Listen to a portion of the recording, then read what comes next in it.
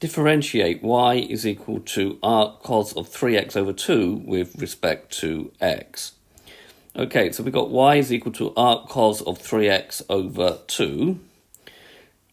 Now, we know from our rules of differentiation that we've done earlier that if y is equal to arc cos x, it means that dy by dx is minus 1 over the square root of 1 minus x squared. So dy by dx will be minus 1 over the square root of 1 minus 3x over 2 squared. And then we would have to differentiate that to get another 3 over 2. Okay, so just repeat that. This is 1 minus u squared, so the u is 3x over 2 squared, and then you would have to differentiate this bit here using the chain rule, 3 over 2. If you're not sure, look back at the previous video. Right, so we now need to simplify that.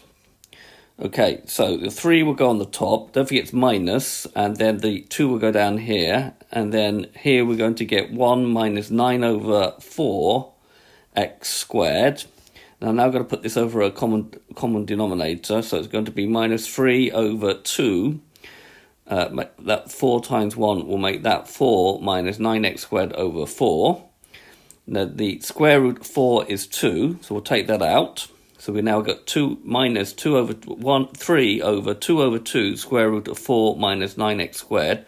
These 2's here will now cancel, and we end up with dy by dx is equal to minus 3 over the square root of 4 minus 9x squared. So this has been a video to show you how to differentiate the inverse of cos.